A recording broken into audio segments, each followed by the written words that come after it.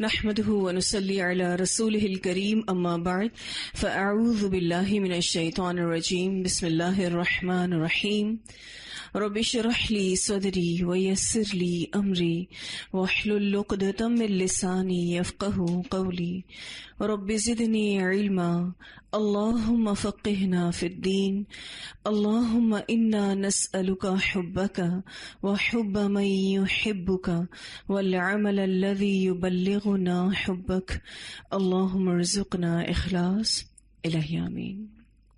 اللهم صل على محمد وعلى آل محمد كما صليت على إبراهيم وعلى آل إبراهيم إنك حميد مجيد۔ اللهم بارك على محمد وعلى آل محمد كما باركت على إبراهيم وعلى آل إبراهيم إنك حميد مجيد۔ يا أيها النبي إنا أرسلناك شاهدا ومبشرا ونذيرا وداعيا إلى الله بإذنه وسراجا منيرا وبشر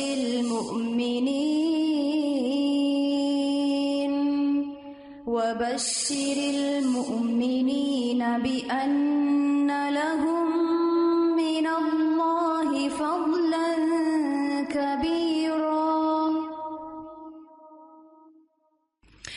رسول اللہ صلی اللہ علیہ وسلم کا جو نسب نامہ ہے الحمدللہ، جب اس کو پڑھتے ہیں تو ان احساسات سے میرے خیال میں ہم سب کا دل لبریز ہو جاتا ہے کہ اللہ تعالیٰ ایک تو تیرا شکر ہے کہ جس نے ہمیں اتنا علم نصیب کیا، اور ان لوگوں کی بھی شکر گزاری دل میں آتی ہے کہ جنہوں نے یہ سارا علم ہم تک پہنچایا ہے۔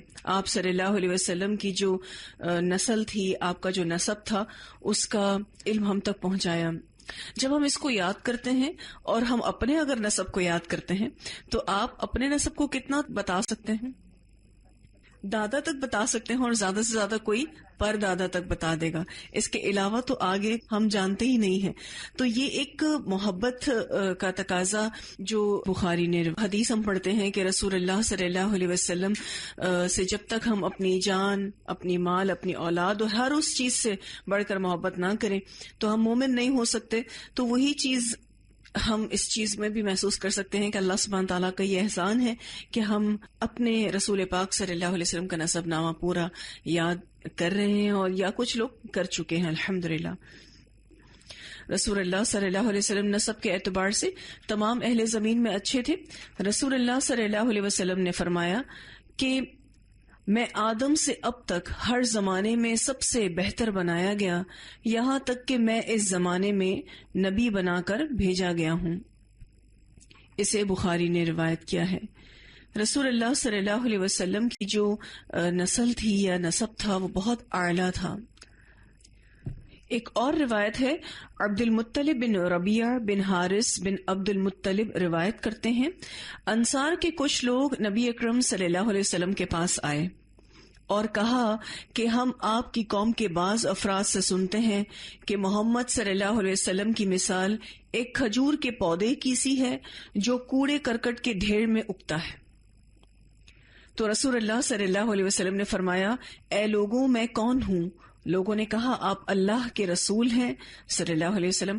آپ نے فرمایا میں محمد بن عبداللہ بن عبد المطلب ہوں، اور راوی کہتے ہیں کہ ہم نے اس سے پہلے آپ صلی اللہ علیہ وسلم کو کبھی اس طرح اپنا نسب بیان کرتے نہیں سنا تھا۔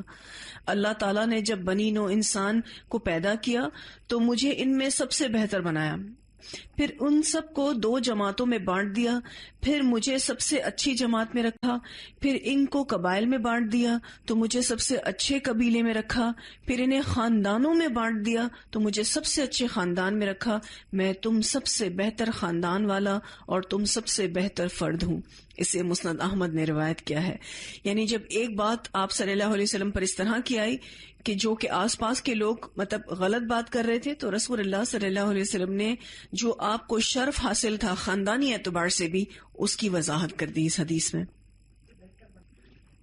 ایک صحیح الجامع الصغیر کی روایت ہے، رسول اللہ صلی اللہ علیہ وسلم نے فرمایا کہ میں نکاح کے ذریعے پیدا ہوا ہوں، آدم سے لے کر میرے باپ اور میری ماں تک میرے نسب میں کہیں بھی زنا نہیں پایا گیا، اور دور جاہلیت کی زناکاریاں مجھے دور سے چھو کر بھی نہیں گزری۔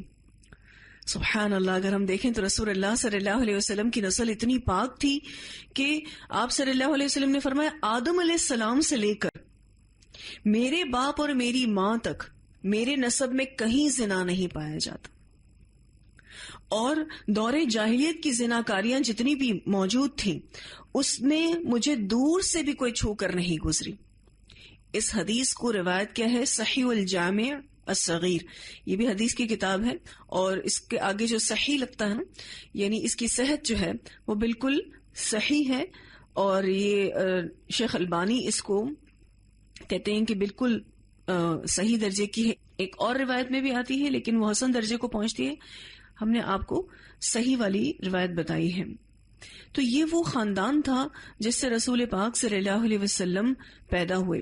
نبی اکرم صلی اللہ علیہ وسلم کے والد اور آپ کی والدہ یہ آپس میں ایک نسل پر جا کر رشتہ دار بھی ہو جاتے ہیں، یعنی خاندانی طور پر بھی آپ دیکھیں دونوں بہت اعلیٰ خاندان سے تھے، آپ کے والد بھی اور آپ کی والدہ بھی، جس میں ہم نے پڑھا تھا کہ کلاب پر آ کر آگے سے پھر عدنان تک ایک ہی فیملی چلتی ہے۔ ایک اور بہت اہم چیز جو ہم نے پڑھی تھی رسول اللہ صلی اللہ علیہ وسلم کے خاندان کے اعتبار سے کہ آپ کے جو پردادا تھے ہاشم، ان کا اصل نام عمر تھا، ٹھیک ہے، لیکن ہاشم پڑ گیا تھا۔ اس کی کیا وجہ تھی؟ وہ حاجیوں کی مہمان نوازی کرتے تھے، شوربے میں روٹی توڑ کر بھگویا کرتے تھے اور وہ کھانا ان کو کھلایا کرتے تھے۔ اس کو سرید کہتے ہیں، عربی زبان میں اس ڈش کا نام سرید ہے، اور ہاشمہ ویسے کہتے ہیں روٹی توڑنے کو، اور جو توڑتا ہے اس کو ہاشم کہتے ہیں۔ اس وجہ سے آپ صلی اللہ علیہ وسلم کے آباء و اجداد میں آپ کے جو پردادا تھے ان کا نام ہاشم پڑ گیا۔ پھر آپ کے جو دادا تھے وہ کون تھے؟ عبد المطلب، ٹھیک ہے، یہ ہاشم کے ہی بیٹے تھے، لیکن ان کا نام عبد المطلب کیسے پڑ گیا؟ اصل نام ان کا شیبہ تھا، اور یہ ہاشم جو تھے ایک تجارتی سفر میں گئے تھے، مدینہ ٹھہر کر انہوں نے ایک سلمہ نامی عورت سے شادی کی اور کچھ ٹائم وہاں ٹھہرے، لیکن اسی راستے میں جب وہ آگے بڑھے تو وہ وفات پا گئے۔ ان کی بیوی حمل سے تھی، ان کے ہاں بیٹا پیدا ہوا جس کا نام انہوں نے شیبہ رکھا، کیونکہ جب بچہ وہ پیدا ہوا تھا تو اس کے سر میں سفید بال تھے۔ کسی خاندان والے کو پتہ ہی نہیں تھا کہ ہاشم نے شادی بھی کر لی اور اس طرح سے ان کا بیٹا بھی، لیکن 8 سال کے بعد، اور کچھ روایت میں آتا ہے 7 سال کے بعد، جب چچا کو ان کے پتا چلا کہ ان کا بھتیجا مدینہ میں پرورش پا رہا ہے تو یہ وہاں مدینہ گئے اور وہاں سے اس کو لے کر آئے۔ لیکن جب مدینہ سے مکہ لے کر آ رہے تھے اور اپنی سواری پر انہوں نے بٹھا کے رکھا تھا تو لوگ یہ سمجھے کہ مطلب جو ہاشم کے بھائی تھے اور شیبہ کے چچا تھے مطلب، وہ اپنی سواری میں جب پیچھے بٹھا کر ان کو لا رہے تھے تو لوگوں نے یہ سمجھا کہ مطلب کوئی غلام خرید کے لائے ہیں، اور سب نے ان کو عبد المطلب کہنا شروع کر دیا۔ لیکن مطلب نے روایات میں آتا ہے یہ کہا بھی کہ اللہ تم سب کا بھلا کرے، یہ میرے بھائی ہاشم کا بیٹا ہے، اس کا نام شیبہ ہے، لیکن پھر بھی شیبہ پر یہ نام غالب آ گیا جو نام مکہ میں داخل ہوتے وقت اہل مکہ نے ان کو پکارا تھا، جو کہ عبد المطلب تھا۔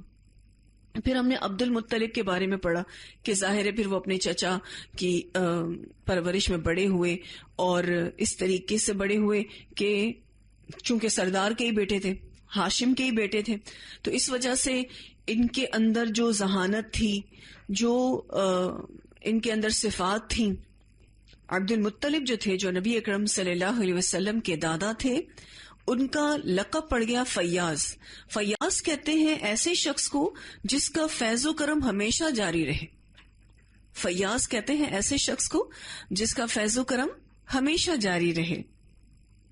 پھر ہم نے ان کی جو اللہ تعالیٰ کی طرف سے جو ان کو رحمتیں دی گئیں، جس میں ہم نے یہ پڑھا تھا کہ زمزم کا کنواں کھودنے کا شرف بھی انہی کو حاصل ہوا. اسی دوران 2 بڑے اہم واقعات ہوئے تھے، جس میں زمزم کے کنویں کی کھدائی تھی، ٹھیک ہے، اور ایک اور واقعہ بھی ہوا تھا. خانہ کعبہ پر ابرہہ کے لشکر نے حملہ کیا تھا، اور اس کی تفصیلات بھی ہم نے پڑھی تھی.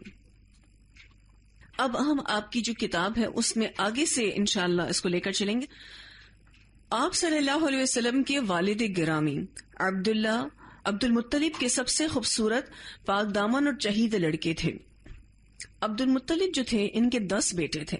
ان میں سے یہ رسول اللہ صلی اللہ علیہ وسلم کے والد عبداللہ بھی تھے.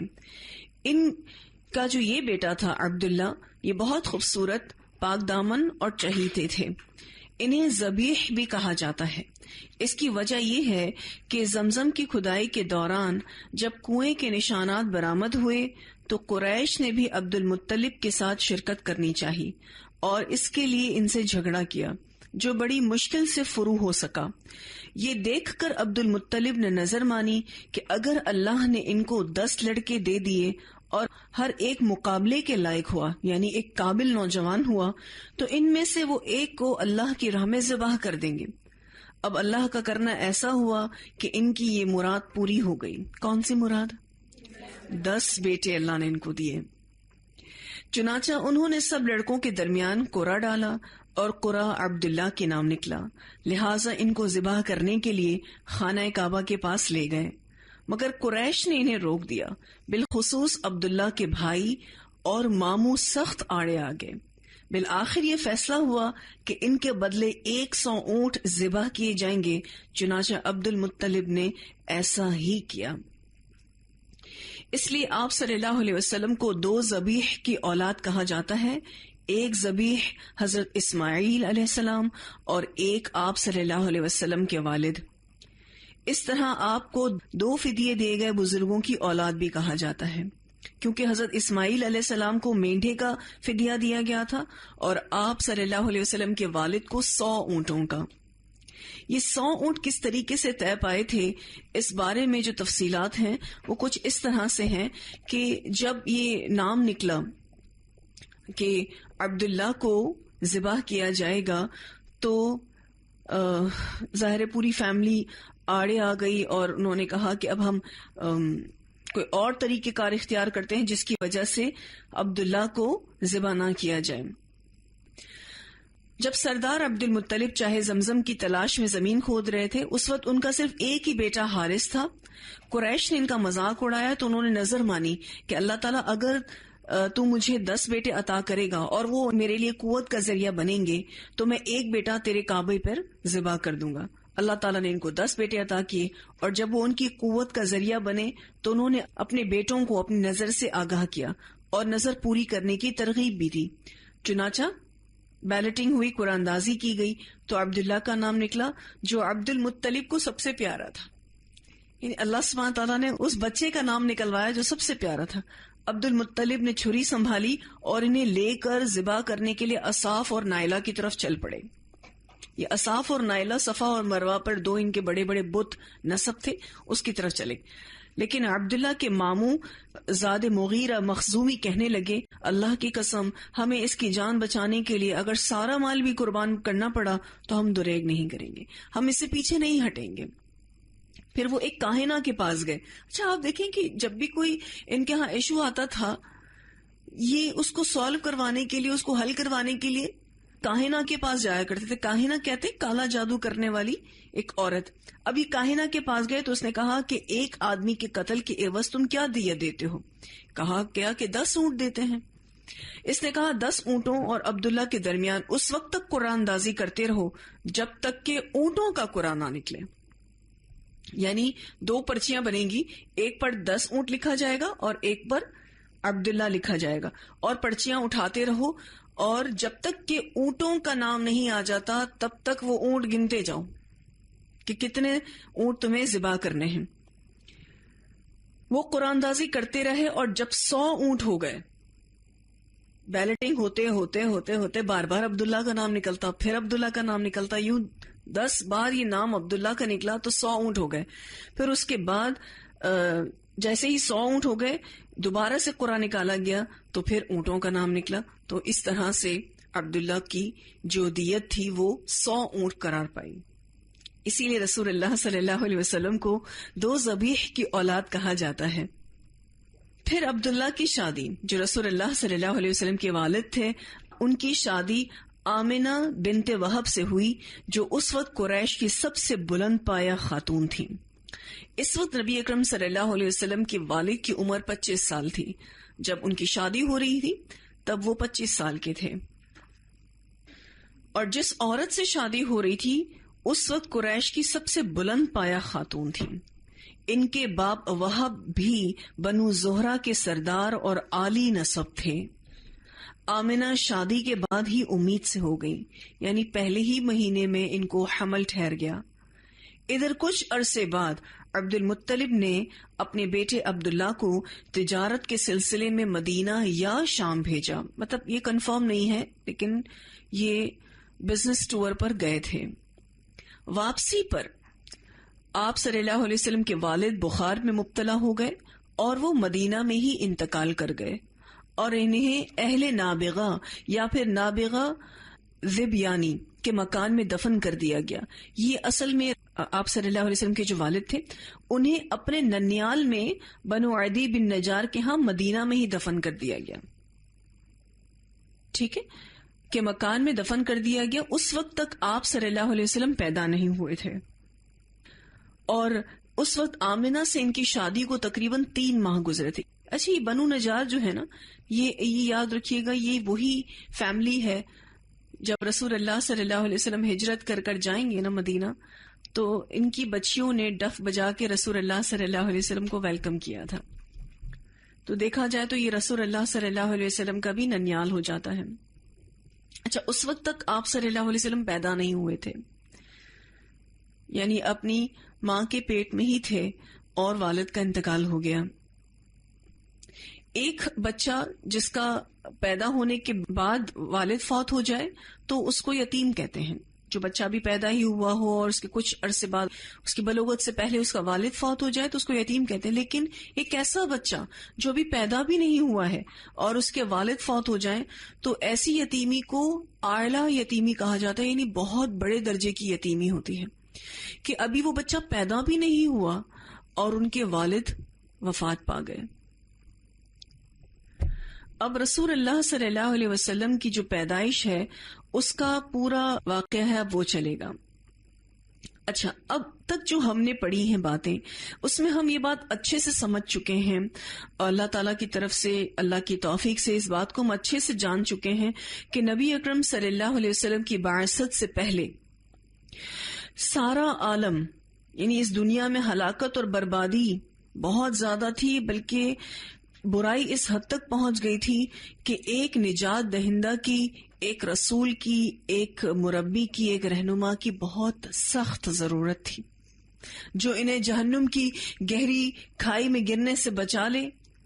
یعنی سب کو ہی ایک رحمت للعالمین کی ضرورت تھی، جو ان کے حال درست کرے، جو ان پر ترس کھائے، اور جو کچھ بھی دور جاہلیت میں ہو رہا تھا اس کو ختم کرے.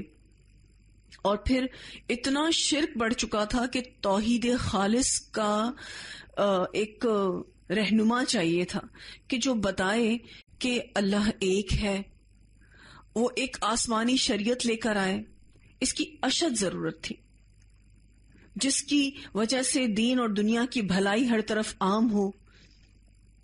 اور جو بندشیں لوگوں نے اپنے اوپر لگا کے رکھی تھی، جو جاہلیت کی رسومات اور شرک والی عبادات اپنے اوپر لگا کے رکھی تھی، ان تمام بوجھوں کو وہ نبی ہٹائے.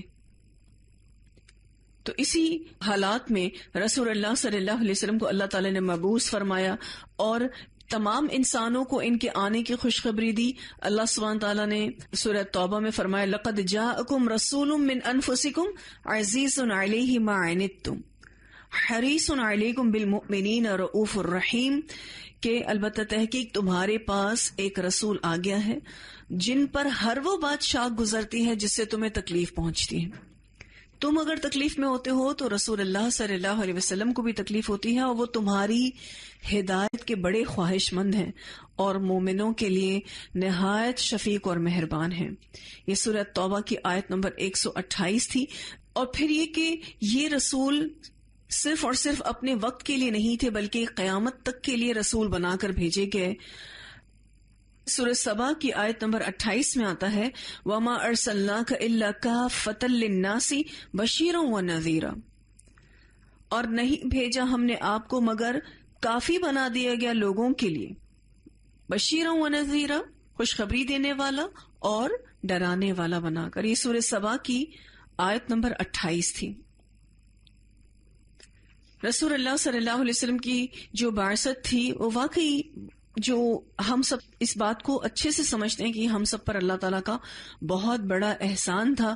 سورۃ الاعراف آیت نمبر 157 میں اللہ تعالیٰ فرماتے ہیں ہمارے پیارے رسول صلی اللہ علیہ وسلم امی کی جو بھی اتباع کرے گا اللہ اس کے لیے جنت کو لکھ دے گا. جن کا ذکر، اس نبی کا ذکر تورات اور انجیل میں لکھا ہوا تم پاتے ہو، جو لوگوں کو بھلائی کا حکم دیتے ہیں اور برائی سے روکتے ہیں اور ان کے لیے پاکیزہ چیزوں کو حلال کرتے ہیں اور حرام چیزوں کو، خبیث چیزوں کو حرام کرتے ہیں، اور ان کے جتنے بھی بوجھ تھے، بندشیں تھیں، بیڑیاں جو گلے میں ڈال کے رکھی تھیں، ان سب کو اللہ کے رسول صلی اللہ علیہ وسلم ہٹاتے ہیں. تو ایک بہت بڑی نعمت اللہ کے نبی صلی اللہ علیہ وسلم کی شکل میں اللہ نے ہمیں دی.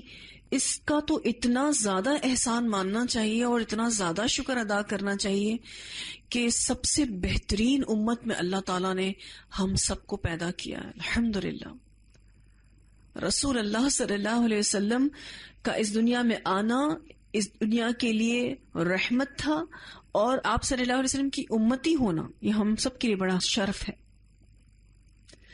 اس ضمن میں ایک بہت پیاری حدیث مسند احمد کی آتی ہے. یہ ام المومنین ام سلمہ رضی اللہ تعالی عنہا جو ہیں یہ ہجرت حبشہ کے واقعے کے ضمن میں بیان کرتی ہیں. جب جعفر بن ابی طالب، حضرت جعفر بن ابی طالب یہ حضرت علی کے بھائی تھے اور ابو طالب کے بیٹے تھے، آپ صلی اللہ علیہ وسلم کے چچا زاد یعنی کزن تھے. نجاشی کے سامنے ان کو تقریر کرنے کا موقع ملا تھا. نجاشی کے سامنے کھڑے ہو کر حضرت جعفر نے کہا تھا کہ اے بادشاہ، ہم جاہلیت کی تاریکیوں میں ڈوبے ہوئی ایک قوم تھے، بتوں کی پرستش کرتے تھے، مردے جانور کھاتے تھے، یہ مردے جانور کھاتے تھے، فسق اور فجور کا ارتکاب کرتے تھے، ہم قطع رحمی کرتے تھے، پڑوسیوں کو ایذا پہنچاتے تھے، اور ہم میں طاقتور کمزور کو کھا جاتا تھا. جو بھی طاقتور ہوتا تھا وہ کمزور کو کھا جاتا تھا.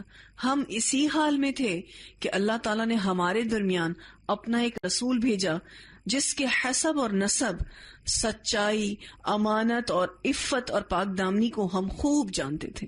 یعنی آپ صلی اللہ علیہ وسلم نبوت سے پہلے بھی ان تمام خوبیوں کے مالک تھے کہ آپ کا حسب نسب بہت اچھا تھا، آپ کی فیملی بہت اچھی تھی، اور آپ بہت سچے انسان تھے کیونکہ صادق مشہور تھے، اور امانت آپ میں بہت تھی، امین مشہور تھے.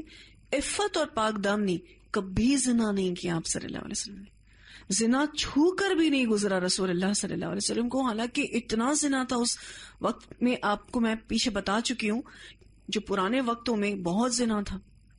شادیوں کے تو کتنے طریقے روایج تھے.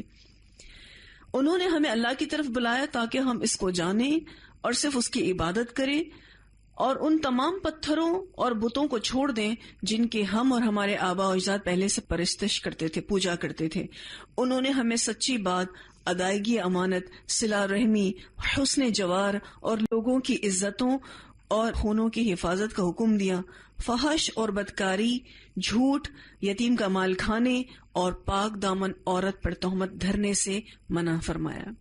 اسے مسند احمد نے روایت کیا ہے. یہ جتنے بھی ڈیٹیلز ہیں یہ صادق الامین کتاب ہے، بہت اچھی کتاب الحمدللہ. اس کا صفحہ نمبر 85 اور 86 میں ساری ڈیٹیلز ہیں الحمدللہ، جو کہ رسول اللہ صلی اللہ علیہ وسلم بطور رحمت بنا کر جو بھیجے گئے.